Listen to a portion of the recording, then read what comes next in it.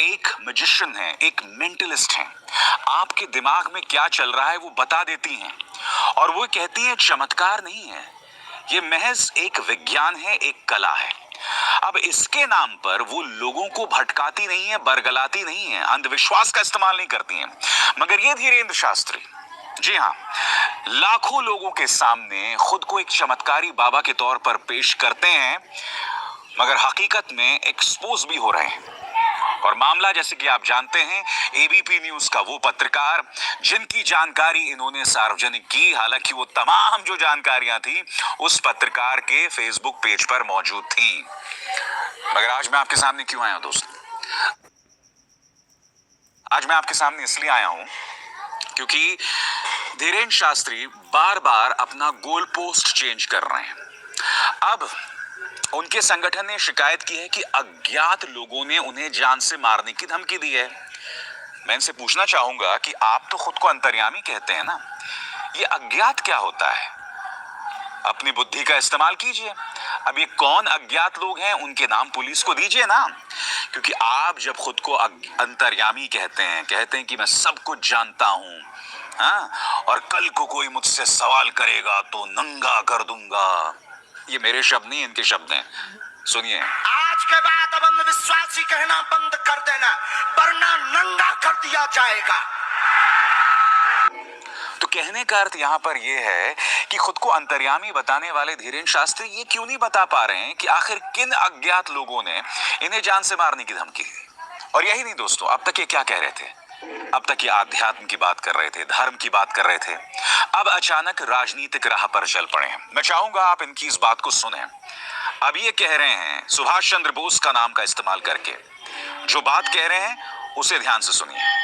और सुभाष चंद्र बोस जी के जन्मोत्सव पर उनका एक नारा था, तुम मुझे खून दो मैं तुम्हें, लेकिन हमने आज एक नया नारा बनाया है भारत के इतिहास में, तुम मेरा साथ दो हम हिंदू राष्ट्र बनाएंगे।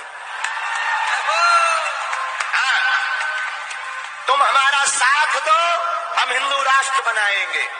मुझे इनके बयान पर दो आपत्तियां हैं। सबसे पहली बात, इन्होंने सुभाष चंद्र बोस के अमर नारे का इस्तेमाल किया कि तुम मुझे खून दो मैं तुम्हें आजादी दूंगा। उसका इस्तेमाल ये हिंदू राष्ट्र की मांग के लिए कर रहे हैं, वो मांग जो एक राजनीतिक मांग है, वो मांग जो इस देश के संविधान के खिलाफ है, क्योंकि ये संविधान धर्मनिरपेक्ष होने की बात करता है। ये संविधान इस बात पर तरजीह देता है, इस बात पर जोर देता है कि सभी धर्मों को समान अधिकार होंगे। और अब खुलेआम ये व्यक्ति मंच पर खड़े होकर हिंदू राष्ट्र की बात कर रहा है, एक तरह से संविधान के खिलाफ बात कर रहा है। क्यों? क्योंकि ये व्यक्ति घिर चुका है, क्योंकि ये व्यक्ति एक्सपोज हो चुका है। ये जानता है कि ये तमाम बातें जो कह रहा है इसके जरिए अपने अंधभक्तों को तो बरगला लेगा। ये भी जानता है कि कपिल मिश्रा जैसे भाजपा के विवादास्पद वाहियात नेता उसके पक्ष में आंदोलन कर लेंगे। मगर हकीकत ये है कि ये जो करना चाह रहा था, जो समझदार लोग हैं इसके पूरे खेल को समझ गए, क्योंकि सुहानी शाह जैसे लोग, सुहानी शाह जैसी टैलेंटेड लड़कियां कहीं ना कहीं ऐसे ढोंगी बाबाओं का पर्दाफाश कर रहे हैं। मैं आपको बतलाना चाहूंगा कि सुहानी शाह एबीपी न्यूज में मैंने उनको देखा और आज तक में मैंने उनको देखा। हालांकि कार्यक्रम मैंने नहीं देखा, मैंने उन्हीं के क्लिप को ट्विटर पर देखा। और इन दोनों क्लिप्स में सुहानी शाह ने बतलाया कि आपके मन में क्या चल रहा है, कौन सा नाम है, वो बता सकती हैं। उन्होंने बताया कि ये चमत्कार नहीं है। कल्पना कीजिए दोस्तों, अगर ये विद्या धीरेन्द्र शास्त्री के पास होता तो वो न जाने कितने लोगों को मूर्ख बनाते। मगर सुहानी शाह भी ऐसा कर सकती थी, उन्होंने ऐसा नहीं किया, क्योंकि कई कार्यक्रम इस तरह से सामने उभर कर आए हैं जिसमें सुहानी शाह ने जिस व्यक्ति के मन में क्या चल रहा है वो बता दिया है। अब कुछ लोग इसे चमत्कार का नाम दे सकते हैं, मगर सुहानी शाह बार बार कह रही हैं ये चमत्कार नहीं है, ये महज विज्ञान है, कला है, जादू है। सुनिए आज तक में किस तरह से पापा की परी के होश सुहानी शाह ने उड़ा दिए थे। क्या आप बता सकते हैं कि आप अपने किस दोस्त का नाम अभी सोच रहे थे? दिव्या। दिव्या दिव्या। और ये आपने मुझे बिल्कुल नहीं बताया, करेक्ट? मैं टच में ही नहीं हूँ उससे बहुत।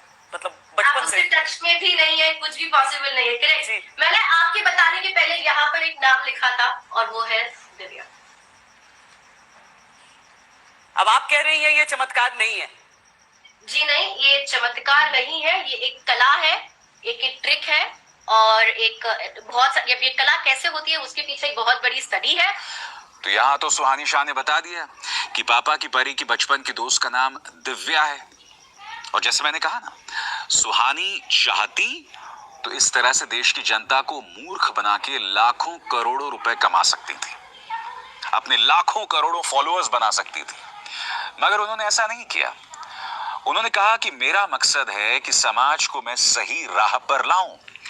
दूसरी तरफ धीरेन्द्र शास्त्री जो हैं वो नफरत का इस्तेमाल करते हैं, वो लोगों को बरगलाते हैं, भटकाते हैं और फिर उसे वो आध्यात्म का नाम देते हैं।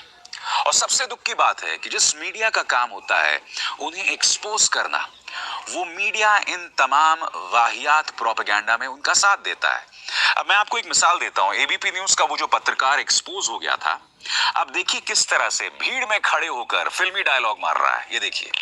ऐसे जब जब भी सवाल लगाएगा वो करारा जवाब दिया जाएगा। ये वो फिल्म है ना राजनीति, उसका डायलॉग है, करारा जवाब दिया जाएगा। मनोज बाजपेयी का डायलॉग था उसमें। कितने अफसोस की बात है दोस्तों, इसी एबीपी न्यूज में मैंने आसाराम से कठिन सवाल किए थे, सलीके से, सम्मान से, और आसाराम के पास मेरे उन सवालों का बिल्कुल भी जवाब नहीं था। आपको याद है कि नहीं है? मैंने वैसे अपने एक अन्य कार्यक्रम में बता दिया था, मगर मैं चाहूंगा आप फिर से उसकी झलक देखिए और इसकी तुलना कीजिए एबीपी न्यूज के उस पत्रकार के साथ जो नतमस्तक हो रहा था धीरेन्द्र शास्त्री के अंधविश्वास के सामने, धीरेन्द्र शास्त्री के गलत बयानी, यही कहा जाए झूठ के सामने। सुनिए, देखिए मैंने क्या किया था। कि निर्दोष साबित करने का जिम्मा आपका है। हो जाएगा। हाँ, मगर आप कैसे साबित करेंगे? क्योंकि आपकी तरफ से लगातार विरोधाभासी बयान आ रहे हैं, तीन कोई किस्म के विरोधाभासी बयान नहीं। आप तोड़ मड़ोड़ के अभी पूछो और अभी करो, ये तो बोलने में भाई विरोधाभासी है, बाकी हृदय तो हमारा सच्चा। आसाराम जी तोड़ मड़ोड़ के हम कैसे पेश करें? हृदय ये तो सब हमारा वीडियो सच्चा पर है, ये सब वीडियो पर है आसाराम कोई जी। बात नहीं है, होने दो वीडियो पर है। आसाराम जी, उपाय नहीं है। आप कह रहे हैं अब हमारी ओम ओम ओम ओम ओम ओम ओम ओम ओम ओम ओम ओम करके हरि ओम ओम ओम प्रभु ओम ओम प्यारे ओम ओम मेरे ओम ओम आनंद ओम ओम माधुर्य ओम ओम